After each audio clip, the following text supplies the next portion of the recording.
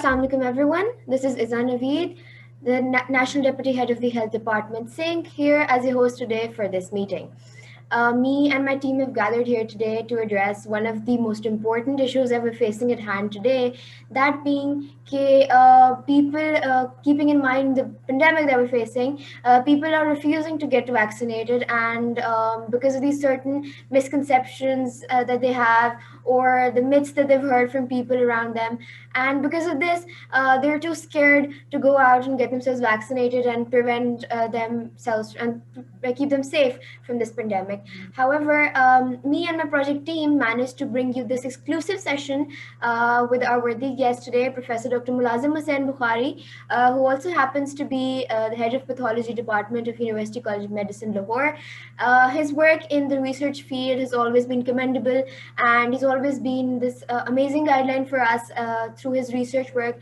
And for that purpose, we have him here today to answer all your queries and the questions that we got from you guys, from the public, and ताकि कोई ऐसी चीज़ ना रह जाए जिसकी वजह से you guys are unable to keep yourself safe or your family members safe. And so for this purpose, I also would like to welcome my team members who are currently present in this meeting. There's Hamaida Akbar, who is President LMDC Local Council, and I would also like to call forward Maha Anjum, who is the Vice President LMDC Local Council, to help conduct this question answer session with Professor Dr. Mulazim. Also, Assalamu alaikum, sir. Alaikum salam. Thank you, beta. Sir, thank you for being with here us today, and please, I'm handing it over to Maha now. Over to you, Maha. Thank you, Dr. Maha and Dr. Hamida Akbar, and thank you your team. First of all, I apologize because there was a lot of problem.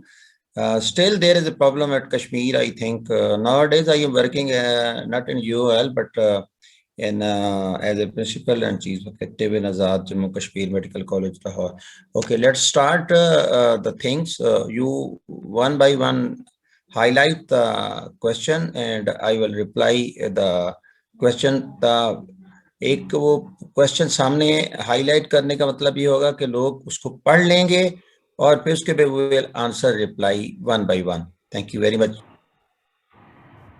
अस्सलाम वालेकुम everyone. अस्सलाम वालेकुम sir, आपकी time जी doctor माहा. जी माहा बेटा. Sir, तो हम अपने पहले क्वेश्चन से शुरू करते हैं जहाँ पे कल बात खत्म हुई थी कि सबसे ज़्यादा जो डिजीज़ पाई जाती है वो शुगर के पेशेंट बहुत ज़्यादा है हमारे मुल्क में, और शुगर बड़ी प्रिवेलेंट डिजीज़ है. तो उनके हवाले से आप क्या कहेंगे कि उनको वैक्सीन लगवाना सेफ है उनके लिए? बिल्कुल. जो शुगर के लोग होते हैं ना, डायबिटीज, जैसे डायबिटीज 1 होती है, टाइप 1 होती है, टाइप 2 होती है, ये इंसान के इम्यून सिस्टम को कमजोर कर देती है. और these people are vulnerable to get not only the corona infection but all type of the infection. That is why it is very important to give them vaccination so that they may be safe. उनको महफूज करना बहुत जरूरी होता है. एक बात. दूसरी बात है, the people are asking कि क्या सर हम इंसुलिन लगवा रहे हैं, बंद कर दें? नहीं बंद करना. क्या हम ऐसी मेडिसिन जो इसके लिए इस्तेमाल कर रहे हैं, ग्लूकोफेज या डायनेल या दूसरी मेडिसिन, उसको बंद कर दें? बिल्कुल नहीं बंद करनी. तीसरा इसका ये सवाल ये पूछ रहे हैं, क्या सर हम उसको खाली पेट चले जाएं? नहीं, बिल्कुल नहीं. खाना खा के जाना है और वैक्सीन लगवाने से पहले आपने एम्प्टी स्टमक नहीं होना. तो इट इज सेफर, और इस तरह के कोई ऐसा साइड इफेक्ट नहीं है जो डायबिटीज के पेशेंट में देखा गया हो. ठीक है सर, थैंक यू सर. अगला सवाल ये कि फिर शुगर के बाद हाई ब्लड प्रेशर दूसरी बीमारी है जो हर दूसरे बंदे को लाहक है, तो हाई ब्लड प्रेशर या लो ब्लड प्रेशर, तो उनके मरीज के बारे में क्या कहें? जी बिल्कुल, इसी को मैं कनेक्ट करूंगा कि जो हार्ट डिजीजेज हैं, ब्लड प्रेशर की एक तो वजह ये है कि हार्ट डिजीज है, दूसरा ये ब्लड प्रेशर की कुछ आपको रीनल प्रॉब्लम की वजह से हो सकता है या डिफरेंट अदर सेकेंडरी काजेस की वजह से ब्लड प्रेशर हो जाता है. ब्लड प्रेशर लेने वाले लोग का वैक्सीन के साथ कोई ताल्लुक नहीं है. कोई ऐसी ड्रग नहीं है जो वैक्सीन के साथ इंटरेक्ट कर सके.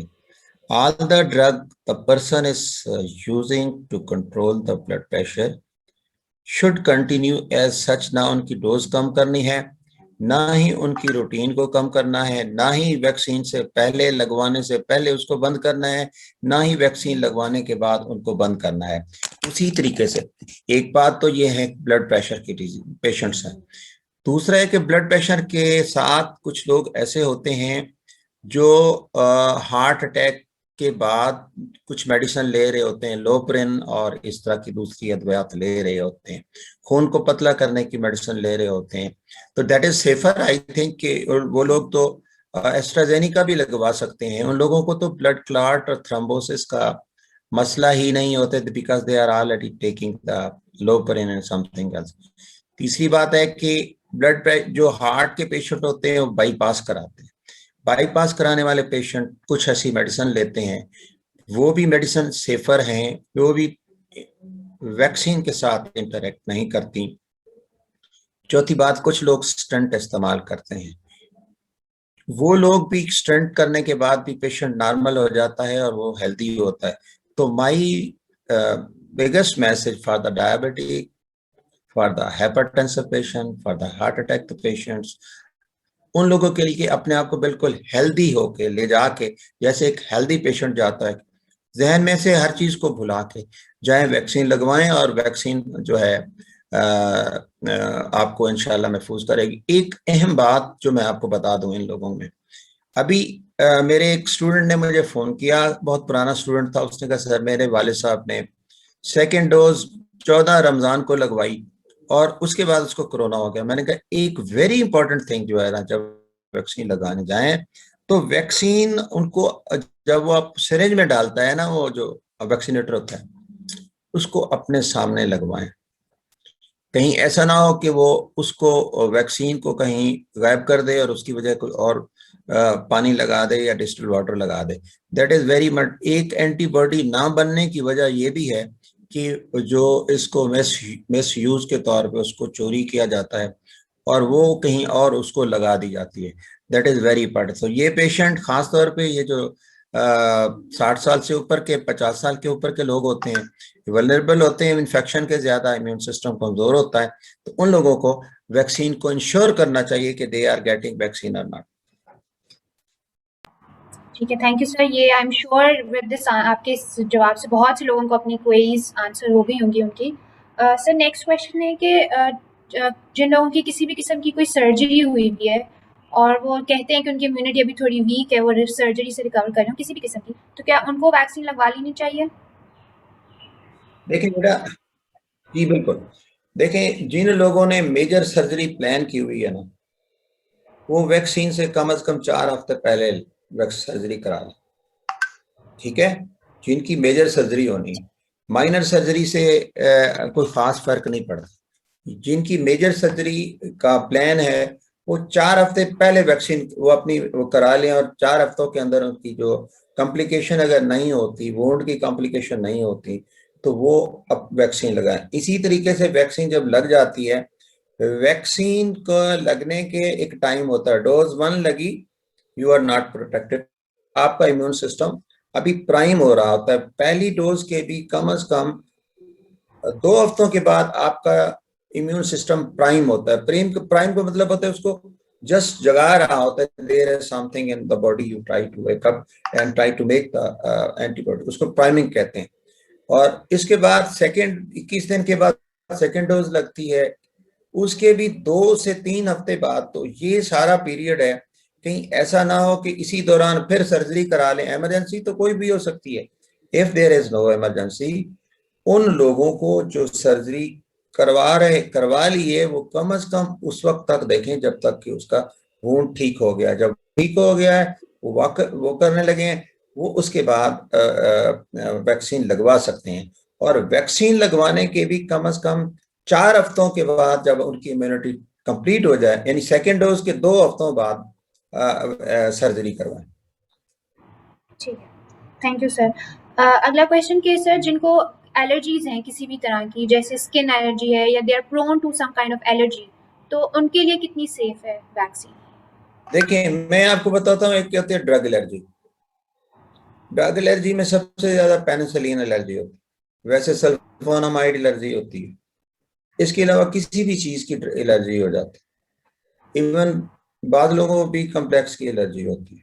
ठीक है, हमारा जो इम्यून सिस्टम होता है हर एक के लिए डिफरेंट बिहेव करता है। ये एज ए स्टूडेंट अभी आपको बता रहा हूँ, our immune system behaves different with different agents. ये नहीं है कि अगर एक को एग एलर्जी है तो उसको ब्रेड एलर्जी भी हो, एक को फिश एलर्जी है तो उसको एग एलर्जी भी हो, एक तो ऐसा नहीं है। ये निज़ाम कुदरत है, this is our natural system, that our immune system behaves differently from the different antigens. तो अगर किसी को किसी चीज से एलर्जी है, उसको वैक्सीन के साथ, वैक्सीन भी एक ड्रग है, वैक्सीन भी एक ड्रग है, और उसके लिए जो अगर किसी को ड्रग एलर्जी है, फूड एलर्जी है या एटमॉस्फेयर एलर्जी है, उनको वैक्सीन के साथ एलर्जी नहीं देखी गई, वैक्सीन के साथ एलर्जी नहीं देखी गई। लेकिन दे मस्ट बी कॉन्शियस, ये नहीं है कि वो एंटी एलर्जी पहले ले लें और बाद में लें। अगर एंटी एलर्जी ले लेंगे तो उनका इम्यून सिस्टम प्राइम नहीं होगा। अगर एंटी एलर्जी की दवाई ले रहे हैं या कोई स्टीरॉयड की दवाई ले लेते हैं तो और वैक्सीन लगवाने चले जाते हैं तो इम्यून सिस्टम नहीं प्राइम होगा। जब इम्यून सिस्टम प्राइम नहीं होगा तो उनकी एंटीबॉडी नहीं बनेगी। That is why they should not be worried. अब ऐसा है कि इसी में से अगर किसी को कोरोना वैक्सीन की पहली डोज से एलर्जी हो गई है, एलर्जी का मतलब ये होता है कि खारिश हो गई, एक एनाफ्लेक्टेड रिएक्शन है, एक होता है जनरलाइज एलर्जी होती है। तो सेकेंड डोज को वो डिवाइडेड डोजेज में लें, यानी 0.5 ml को वो 4 हिस्सों में 15-15 मिनट के बाद लें।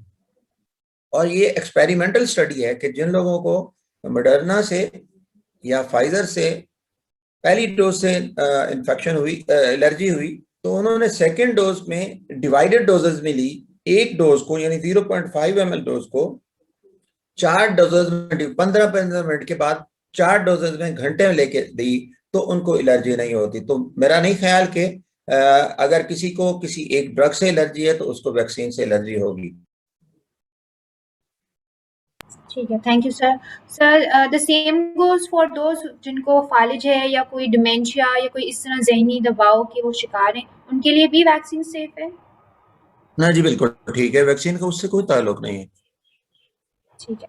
और सर एक जो हमारे लोगों में एक बात हमेशा हर वैक्सीन के साथ ही लगा दी जाती है, पता नहीं क्यों, कि वैक्सीन में कोई जेनेटिक ऐसे है वेरिएशन कर देगा हमारे जाके, या स्टेरिलिटी इनफर्टिलिटी कर देगा, तो इसके बारे में कुछ एड्रेस बेटा आपने ये बहुत अच्छा सवाल किया। It is not question is not only for the people but also for you students. जब भी whenever you will give the vaccine, your vaccine will reprogram your immune system. Vaccine will reprogram your immune system.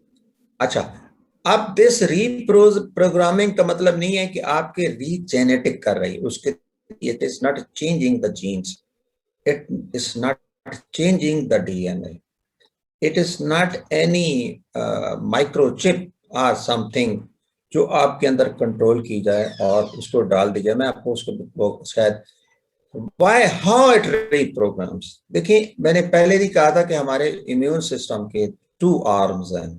One is the इनेट arm, second is the adoptive arm.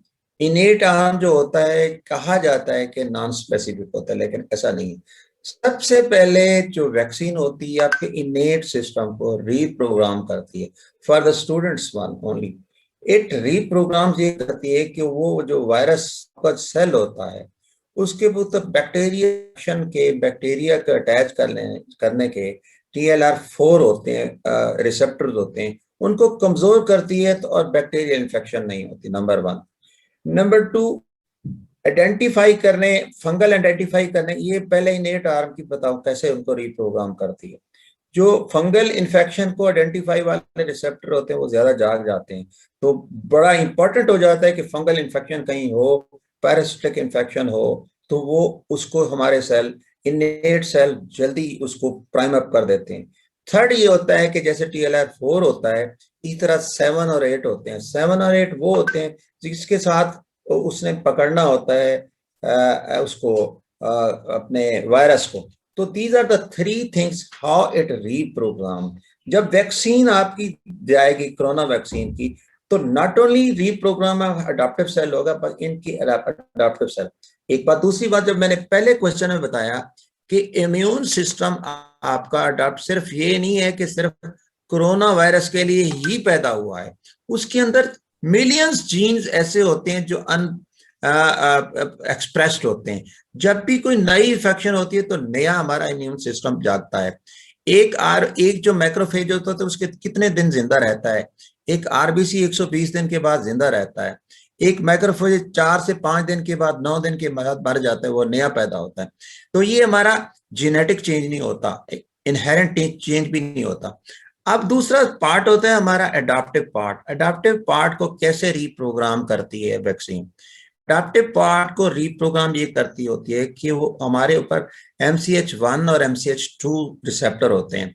MCH2 receptor को enhance जब वो करती है तो interleukin 12 के जरिए cytotoxic cell जो हैं वो एक्टिवेट होते हैं। जब ये पहला जब इंटरल्यूकिन जब एक्टिवेट करता है तो सबसे पहले इंटरफेरॉन को रिलीज करती है।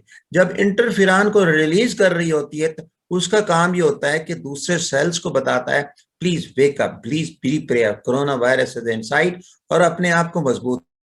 तो it is the communication from one cell to the other cell, making them ready to defend and to fight against the corona virus.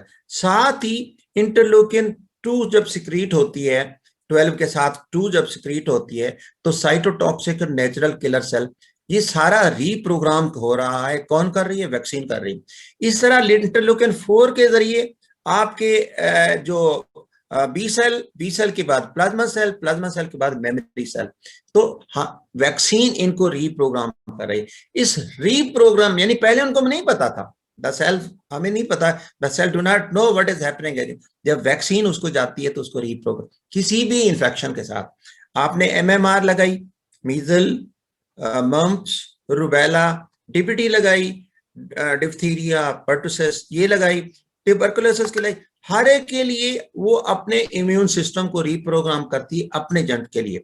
एक बात तो वैक्सीन कोई ऐसी नहीं है कि आपके जेनेटिक सिस्टम को चेंज कर दे, एक बात।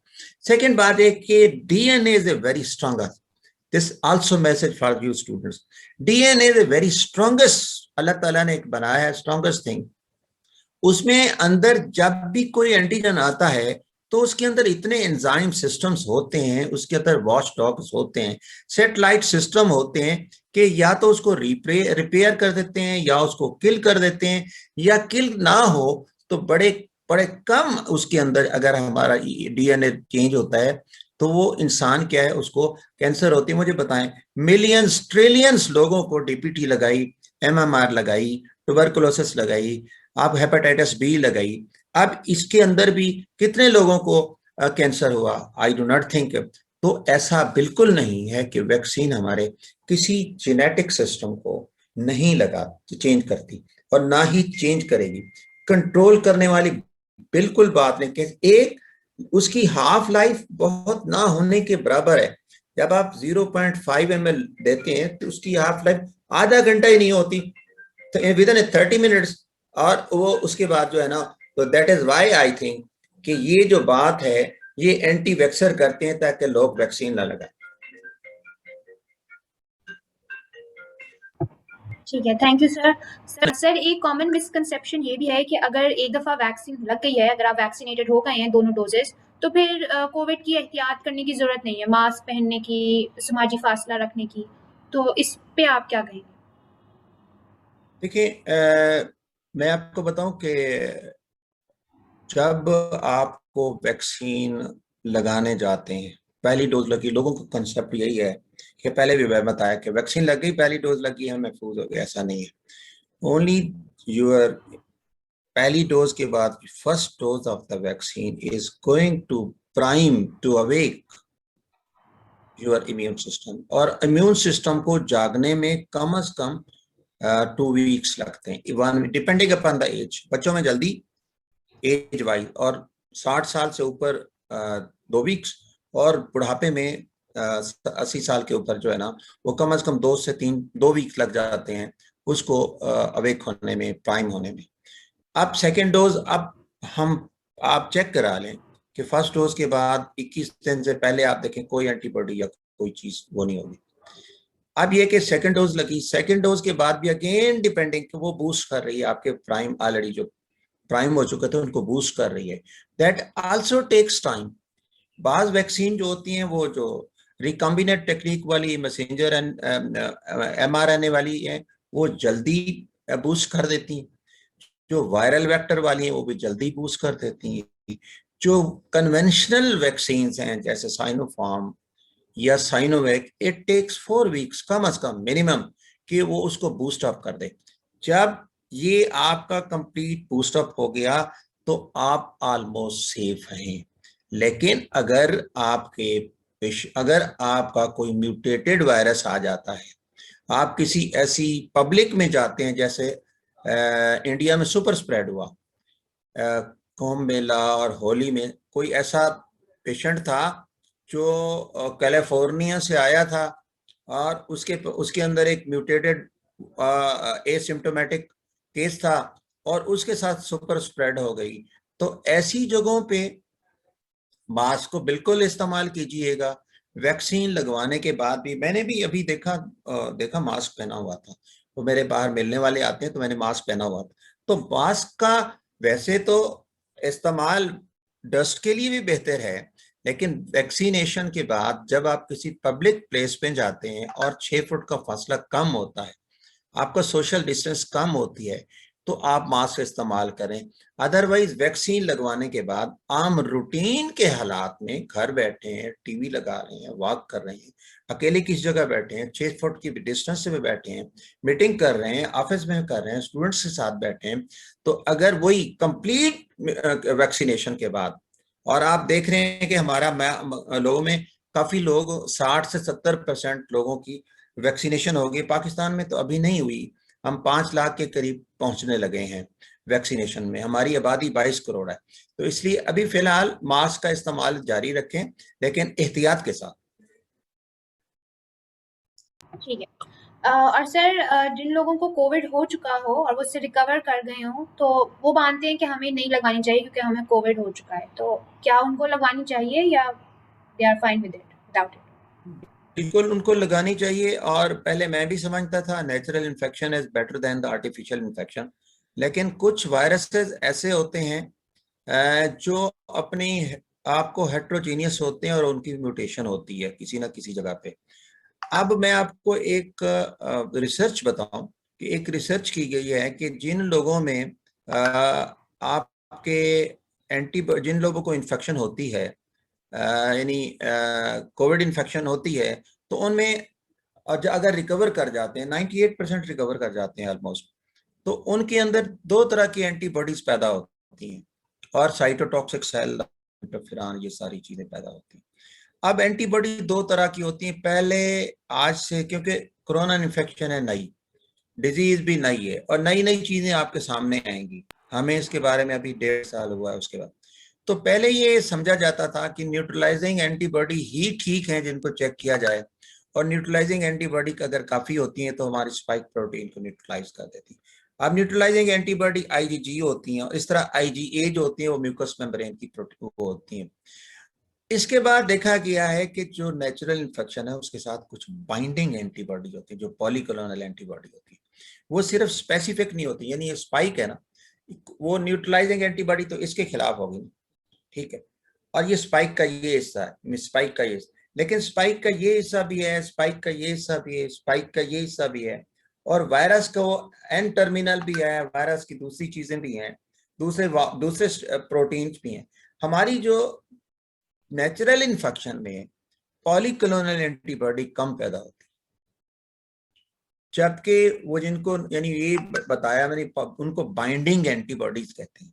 वो बाइंडिंग एंटीबॉडी का रोल ये है कि वो डायरेक्ट स्पाइक प्रोटीन को न्यूट्रलाइज नहीं करती, बल्कि हमारे कंप्लीमेंट सिस्टम को एक्टिवेट करती हैं।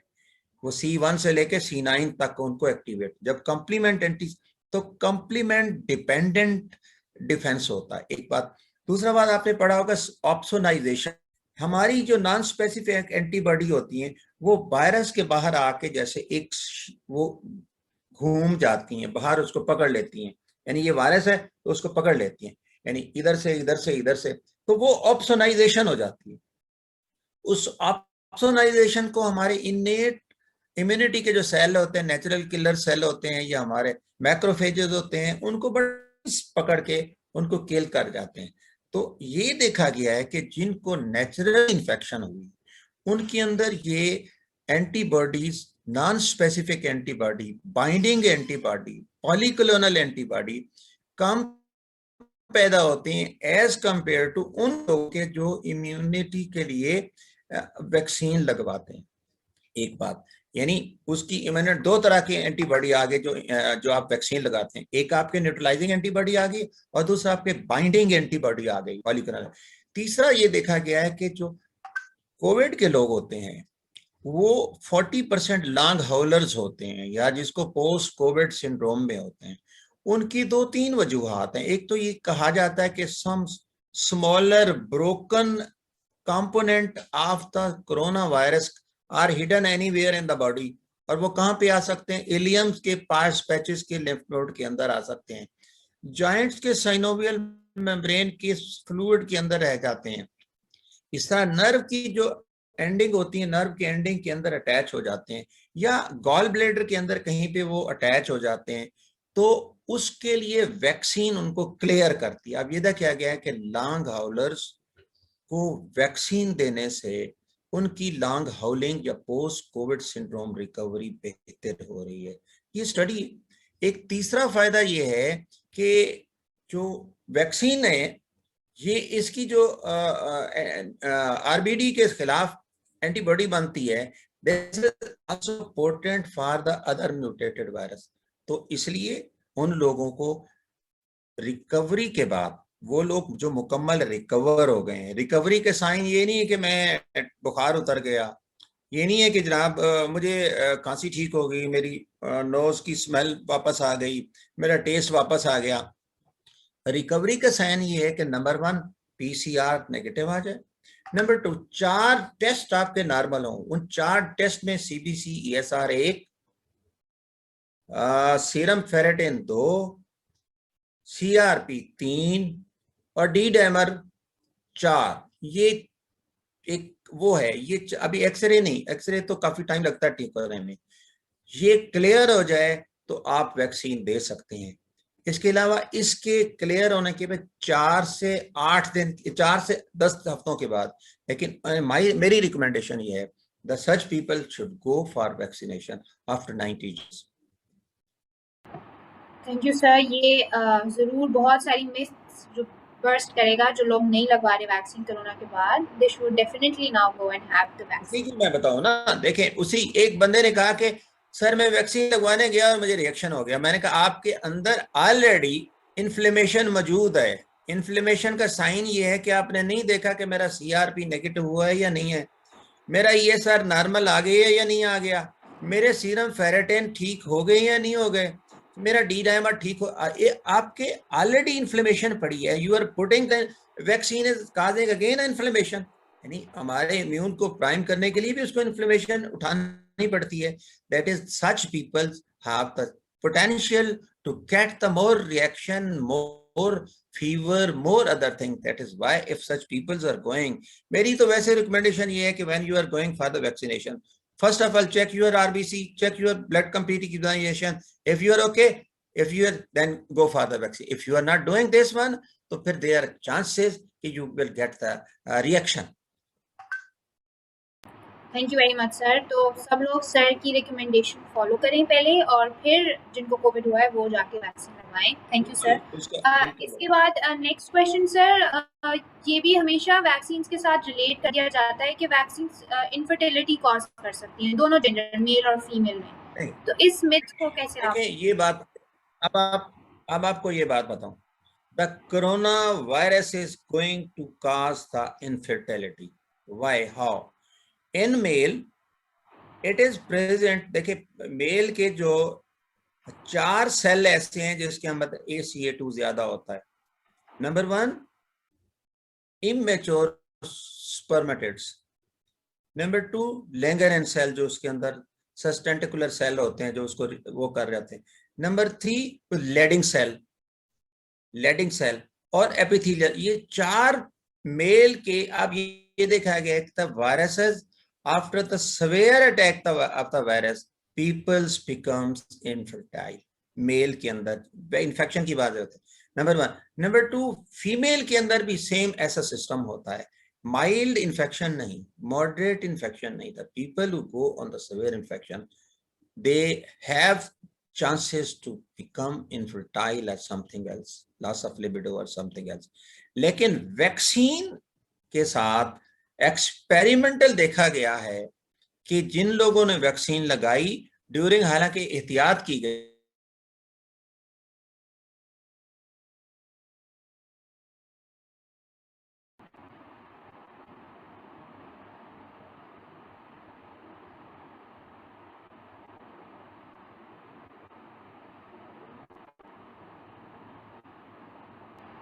सर कंटिन्यू करिए।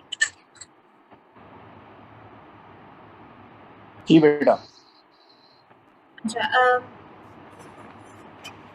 सर एक क्वेश्चन ये भी है कि बच्चों को अब कोरोना पॉजिटिव आने लग गया है, लेकिन उनको ज़ाहिर है वैक्सीन तो उनको नहीं लग सकती, या उनको लग सकती है वैक्सीन, जो छोटे बच्चे हैं 18 ईयर से कम। देखें, ये जो आपको लग सकती या नहीं लग सकती वाला क्वेश्चन था ना, ये डिपेंड करता था डाटा के।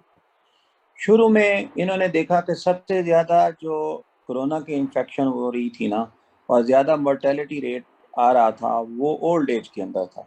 तो इन्होंने सबसे पहले डाटा जो ट्रायल किया, ओल्ड एज का ट्रायल किया, इसलिए उन्होंने कहा कि 60 साल से ऊपर लगाएं।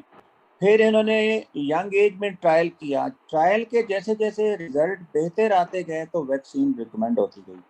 अब नौजवानों को भी लग गया। मैंने अपने मेडिकल कॉलेज के अपने सारे स्टूडेंट्स को वैक्सीनेशन करवा दी, ठीक है। अब बच्चों के अंदर कुछ वैक्सीन जो हैं वो 16 साल से ऊपर के ट्रायल के रिजल्ट आए थे, अब रिजल्ट आ गए हैं 12 साल से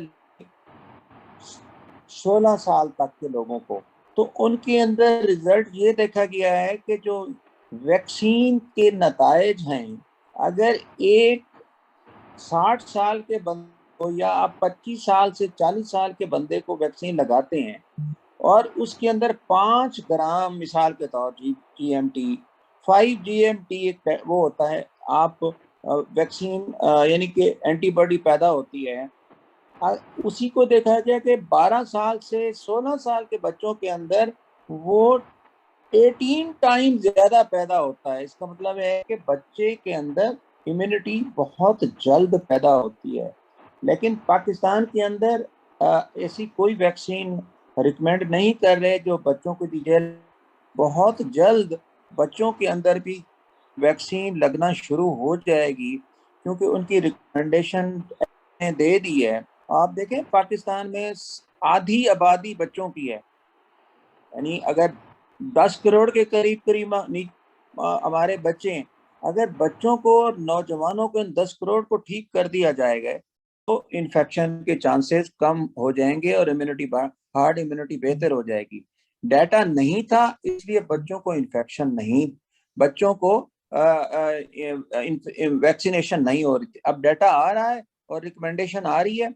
जैसे जैसे रिकमेंडेशन आ रही है इसलिए इमरजेंसी यूज पे अमेरिका में ये और US UK में दूसरे शहरों में शुरू हो गया, और इंशाल्लाह 5 साल से आगे वालों के लिए ये लगा रहे हैं। और उसका बेहतर हाल ये कि जो जैसे डाटा अवेलेबल होगा पाकिस्तान भी इंशाल्लाह उसको लगाना शुरू हो जाएगा।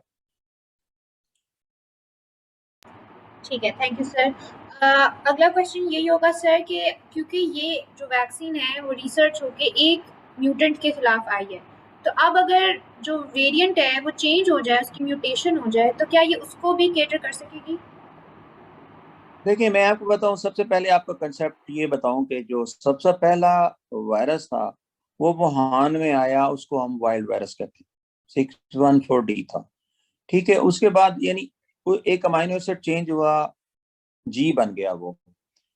वो भी एक जैसे था, वाइल्ड से मिलता जुलता था। लेकिन जब ये वायरस यूके में आया तो टोटली म्यूटेट हुआ, 501 के नाम से अमाइनो एसिड्स एक साइड से दूसरी साइड से चेंज हुआ। तो ये इसके साथ एक तो 501 जो अमाइनो एसिड्स है, आपको ये मैं बताऊं कि जो पूरा वायरस है ना, उसके ऊपर कोई 3000 बेस पेयर्स हैं। 3 बेस पेयर मिलते हैं तो एक अमाइनो एसिड बनता है, और अगर 5 से 6 अमाइनो एसिड बनते हैं तो एक एपिटोप बनता है। वो एपिटोप एक एंटीजन होता है। जो हमारी जो इस वायरस की स्पाइक प्रोटीन है, उसके ऊपर 1200 एंटीजन्स हैं, एपिटोप्स हैं। 12 को मल्टीप्लाई कर लें, 3 से 3 को मल्टीप्लाई करें आगे, तो 3200 के करीब, 3000 कुछ के करीब उसके अमाइन बेस पेयर्स हैं तकरीबन। उसके साथ जो एंटीजन, उसके ऊपर जो एपिटॉप्स है वो 212 के करीब एंटीजन है। अब इसके अंदर 17 चेंजेस हैं, 17 चेंजेस हैं। अब 12 में से अगर 7 मनफी कर दिया जाए तो बाकी एंटीजन तो वही है ना जिनके खिलाफ ये वैक्सीन बनी है। दैट इज वाई ये क्या था, 17 चेंजेस देखी गई थी हमारे B17 में, और पाकिस्तान में आप देखा गया 90 to 90% B117 है। इसलिए जो वैक्सीन तैयार हुई या वैक्सीन कर आ रही है, इस B117 के खिलाफ भी प्रोटेक्ट कर रही है। दूसरा चेंज आई साउथ अफ्रीकन में। साउथ अफ्रीकन के साथ और चेंज ये आई कि उसने ना इम्यून सिस्टम को इवेड करना करते, यानी हमारे इम्यून सिस्टम से छुप जाता था, एक अमाइनो एसिड ऐसे आता था। फिर तीसरी चेंज आई P1 के नाम से, जो ब्राजीलियन वायरस था। ब्राजीलियन वायरस जरा थोड़ा सा ज्यादा खतरनाक था। अब इसके बाद 5वीं चेंज कैलिफोर्निया में आई, और छठी 7वीं चेंज जो आई, ये आई आपके इंडियन में, जिसको डबल म्यूटेशन आ रहे। इंडियन का वायरस इसलिए ज्यादा लीथल हो गया, 2 वजूहत थी। एक तो उसके कंटेजियस स्प्रेड ज्यादा था, सुपर स्प्रेड हुआ, और उन्होंने आपस में होली और इस तरह के दूसरी चीजें थी। और उसके बाद ये है कि जो लीथल ज्यादा था, जब लीथल ज्यादा होता है तो वो ज्यादा स्प्रेड, वो वहीं पे पेशेंट मूव नहीं करता, तो वो वहीं पे उसकी डेथ या हॉस्पिटल में जाएगा या डेथ रेट ज्यादा हो। तो पाकिस्तान के बेहतर हिकमत अमली की वजह से, लॉकडाउन और दूसरी चीजों की वजह से सुपर स्प्रेड भी नहीं हुआ। हमारे अल्हम्दुलिल्लाह रमजान में भी मसाजिद में भी वो SOPs देखे गए हैं, और ईद पे भी इस तरह इतनी शॉपिंग नहीं हुई। मॉल्स भी बंद थे, कॉलेजेस भी बंद थे। तो सुपर स्प्रेड ना होने की वजह से हमारे पास ना तो कैलिफोर्निया वाला आया वायरस, ना P1 है, ना ब्राजीलियन है, ना इंडियन है। तो जो मौजूदा वैक्सीन है वो बिल्कुल उसी तरीके से, इसी वजह से तो कह रहा हूं कि जो लोग कोविड से रिकवर हो गए हैं उनको ये वैक्सीन है, ताकि वो नए म्यूटेटेड B117 वायरस के खिलाफ भी इम्यूनिटी पैदा कर सकें। ठीक है, thank you sir for this answer. और अगला क्वेश्चन यही होगा कि ब्लैक फंगस के बहुत सारे केसेस रिपोर्ट हो रहे हैं कोविड के बाद, तो उसके बारे में आप क्या कहेंगे? जी बेटा, देखें, ब्लैक फंगस जो होता है, आल फंगस जो होता है, इम्यूनिटी कमजोर वजह से होता है। जब भी किसी इंसान की इम्यूनिटी कमजोर होती है तो उसको फंगस या इस तरह की दूसरी fungus is opportunistic organism, micro organism. तो उसके अलावा जब भी इम्यूनिटी कम होगी, अब ये ब्लैक फंगस क्यों हुआ? ब्लैक फंगस इसलिए कि एक तो वो लोग जो डायबिटिक थे, ऑलरेडी शुगर की वजह से डायबिटीज की थी, इम्यूनिटी कम थी। दूसरा फिर ये है कि उनके अंदर जो कीटो एसिडिटी ज्यादा होती, जो डायबिटिक पेशेंट होते हैं वो एसिडोसिस उनके अंदर ज्यादा होती है। तीसरा ये होता है कि वो जो कोविड के लोग थे उनको स्टीरॉयड ज्यादा इस्तेमाल किया गया। जब स्टीरॉयड ज्यादा इस्तेमाल किया जाता है तो उसके उन लोगों की इम्यूनिटी कम हो जाती है। फिर ये देखें कि वो सफाई काम को कम रखा गया। आप देखें ना, जो ICU के डिवाइसेस हैं, ट्यूब्स हैं, उनके अंदर फंगस है। अगर हम उसकी ICU की क्लीनिनेस को बेहतर नहीं करते। चौथी बात यह है कि ये जो काऊ डंग के अंदर रहता है, क्योंकि कुछ लोग काउ डंग को यूज करते हैं, इस्तेमाल करते हैं। ये स्टडी है, आप उसमें देखें, गूगल में भी रिसर्च करें। तो use of the cow dung and other thing, उसकी वजह से ये ब्लैक फंगस होता है। ब्लैक फंगस का असल नाम म्यूकोरमाइकोसिस है।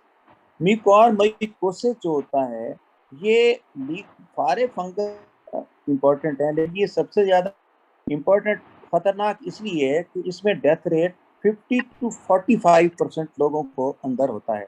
दैट इज वाई अपने आप को ब्लैक फंगस से बचाने के लिए ना सिर्फ कोविड रिलेटेड से, आपके वो जो इम्यून सिस्टम को कमजोर करने वाली चीजें हैं, उनसे आप एहतियात करें, अपनी इम्यूनिटी को बेहतर रखें। और खुदा ना खास्ता अगर किसी पेशेंट को, कराची में 4 से 5 केसेस रिपोर्ट हुए हैं, अगर किसी को हुआ तो फौरी तौर पे अपने डॉक्टर से रब्ता करें, और उसकी मेडिसिन है IV इस्तेमाल करते हैं, 5 से 6 वीक्स में हम देते हैं। बहुत ज़्यादा एम्फोटेरिसिन के नाम से ड्रग आती है, तो 0.5 to 5 मिलीग्राम पर केजी बॉडी वेट के हिसाब से हम देते हैं और IV देते हैं, और ये ठीक हो जाता है। तो ब्लैक फंगस काज इसकी ये है, इम्यूनिटी कम होने की वजह से।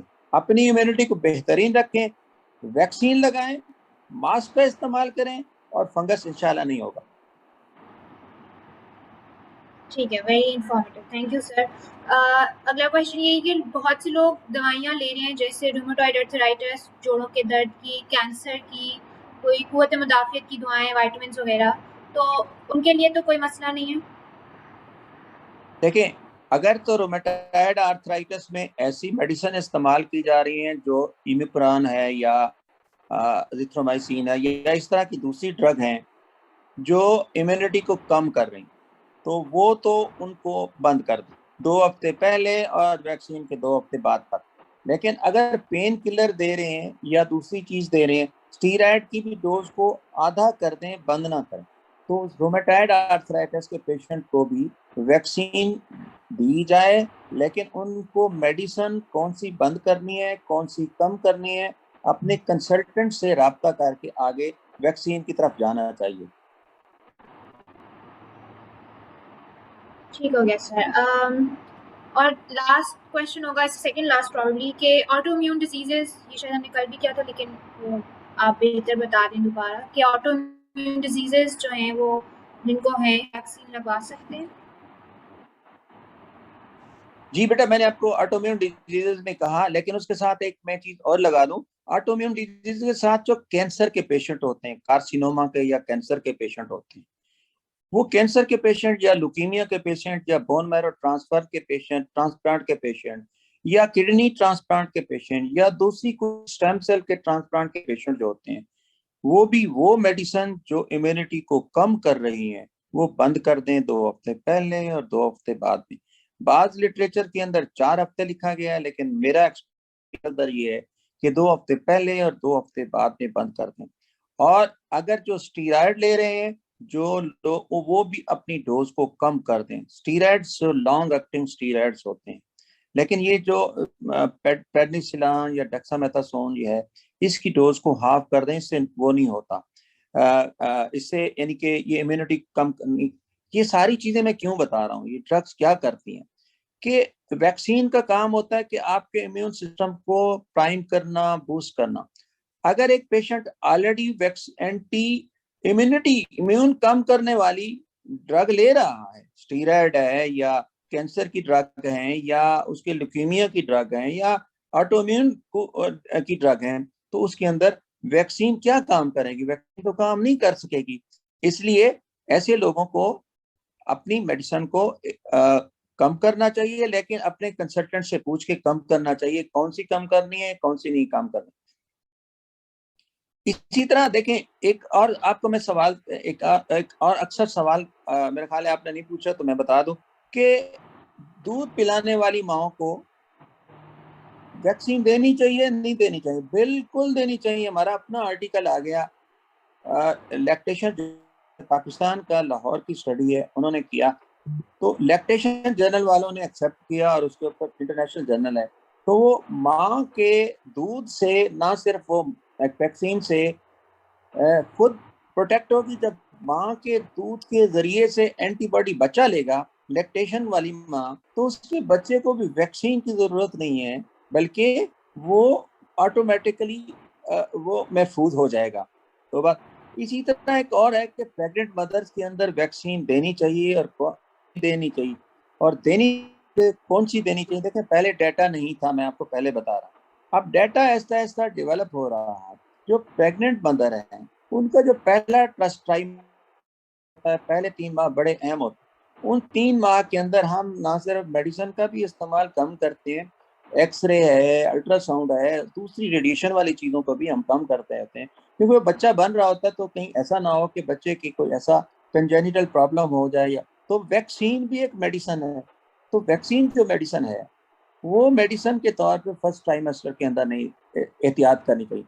आप देखें, जब माँ के अंदर एक बच्चा पैदा हो रहा तो माँ उसका इम्यून सिस्टम कितना हाइपर एक्टिव होता है कि हर किस्म के इन्फेक्शन से अपने बच्चों को महफूज करने के लिए, इसलिए तो माँ कहते हैं ना उसको, तो उसको वो फाइट कर रही होती है। तो अगर हम उस दौरान में ऐसी वैक्सीन दे दें, ऐसी वैक्सीन दें जो लाइव वायरस वाली है, या ऐसी वैक्सीन दे दें जो मसलन है कि एस्ट्राजेनिका या इस तरह की वैक्सीन है जो वायरल वेक्टर वाली वैक्सीन है, ठीक है, तो उनके फर्स्ट ट्राइमेस्टर के अंदर प्रॉब्लम हो सकता है, ना सिर्फ माओं के अंदर बल्कि हर उस पेशेंट के अंदर जो ऑटो इम्यून प्रॉब्लम का शिकार है, जिसका इम्यून सिस्टम कंप्रोमाइज है। वो ना लाइव वायरस वाली लें ना वायरल वेक्टर वाली वैक्सीन लें, बहुत एहतियात हैं। उनके अंदर उनके इम्यून सिस्टम कंप्रोमाइज हो जाता है, ठीक है। तो माओ और ऐसी वैक्सीन जो कन्वेंशनल वैक्सीन है, साइनोफार्म है, साइनोवैक्सीन, ये उनके लिए भी सेफ है जो कंप्रोमाइज लोग होते हैं, और उनके लिए भी सेफ है जो माएँ हैं। तो that is why pregnant mother must go select vaccine, which vaccine is better and which vaccine is not better. They should also be protected. और अल्हम्दुलिल्लाह इन दोनों के अंदर वैसे भी इम्यूनिटी बेहतर होती है। अल्लाह ताला ने एक निज़ाम को चलाना होता है, एक इंसान की परवरिश कर रही होती है, तो इन खवातीन के अंदर वैसे भी इम्यूनिटी खवातीन की निस्बत ज़्यादा होती है। तो वैक्सीन के लिए भी मैं ठीक है। Sir, now I think I would like to end कि आप एक पॉजिटिव नोट पे कि अब वैक्सीन लग रही है, लोग एहतियात भी कर रहे हैं और अवेयरनेस भी इतनी फैल रही है, तो हम कब तक मतलब एक अंदाज़ा लगा सकते हैं कि हम इस पेंडेमिक से बाहर आ जाएंगे और हमारी ज़िंदगी वापस नॉर्मल पे आ जाएगी? एक होपफुल देखिए, नोट ये तो मैं कुछ नहीं कह सकता, ये तो मैं कोई कुछ नहीं कह सकता। अम्मा युजीबुल मुज़्तर्रा इज़ा दआ व यक्शिफुस सू, हमेशा इस दुआ से शुरू करता हूँ और इस दुआ से अल्लाह ताला ख़त्म करता हूँ। लेकिन ये देखें कि जब तक कि ये जो वबाएं हैं, ये आज पहली वबा नहीं है, ये वबाएं आती रहती हैं और वबाएं हमेशा नहीं रहती। वबाएं ख़त्म हो जाती हैं, वायरस खुद ब खुद भी बायोलॉजिकली के तौर पे कंट्रोल हो जाता है। इसलिए हमें उम्मीद रखनी चाहिए, पैनिक नहीं होना चाहिए, हमारे जहन में वो खौफ नहीं होना चाहिए। जब हम खौफ खाएंगे तो फिर ना वैक्सीन का फ़ायदा है ना उसका फ़ायदा है, किसी और ड्रग का फ़ायदा है। मसलन कुछ लोग जो है, अब FDA भी है, प्रोफाइलेक्टिक तौर पे हम कुछ वो यूज़ करते हैं, विटामिन सी इस्तेमाल करते हैं, विटामिन डी इस्तेमाल करते हैं और जिंक इस्तेमाल करते हैं। एवरमेक्टिन का बड़ा अच्छा रोल है कि हफ्ते में अगर हम 2 गोलियां 12 मिलीग्राम की ले लें तो वो भी एक प्रोफिलैक्टिक है। प्रोफिलैक्टिक के एहतियात के मास्क पे एहतियात करें और सोशल पे एहतियात करें, अपने हाथों को साफ करें जब भी आप किसी को हाथ को मिलाते हैं। एक बात, दूसरी बात यह है कि जब भी ये 60 to 70% हमारे इम्यूनाइजेशन हो जाएगी, अब कम से कम 2 लाख के करीब हुकूमत ने और सेंटर भी खोल दिए हैं, प्राइवेट पब्लिक सेक्टर को उससे भी वैक्सीन लगना शुरू हो गई है। तो उसको इसलिए को बहुत जल्द इंशाल्लाह इसको कंट्रोल हो जाएगा। और आई होप कि एहतियात ना की तो ये तीसरी लहर नहीं, एक और लहर ने भी आना है, चौथी लहर ने भी आना है, 5वीं लहर ने भी आना है, लेकिन उसको हौसले से, जवामर्दी से और SOPs के मुताबिक आपने इसको कंट्रोल करना है। ठीक है, थैंक यू सर। ये बहुत ही इंफॉर्मेटिव सेशन था और मुझे खुद पर्सनली बहुत कुछ सीखने को मिला। Sir thank you very much. और थैंक यू आपके बेटा, टाइम थैंक का you for your thank you for organizing informative and communicative lecture. Inshallah, our these messages will be helpful for the public to, and not only the public, the world to control this pandemic. Inshallah, Allah is always with us, and with the praise, with the help, with the SOPs, will be able to control this pandemic. इंशाल्लाह। Over to you इज़ा। Thank you Thank you, बेटा। For time, thank you for coming with us. आपने हमने इतने questions आपने answer किए, thank you, was very helpful. बिल्कुल ending note पे I would like to call forward Humaida Akbar, जो हमारी प्रेसिडेंट है NMDC की, to end this wonderful session that we had with sir today. Humaida, please come forward. Thank you so much, Izza. So this marks the end of our Immunization Week activity conducted by SINC LMDC Local Council, and we will be releasing this exclusive interview with Sir for you all to watch it and get benefit from it and have all your queries cleared. Sir Muzammil really, Mulazim really explained it very well. सारी queries, सारे aspects बहुत अच्छे sir आपने explain किए. Thank you so much for that. Thank you so much for your time, and thank you so much Izza and Maha and all the team members जिन्होंने इस activity पे काम किया है and made it a success. Thank you so much guys. Thank you everyone, thank you so much. Pleasure. It was our pleasure.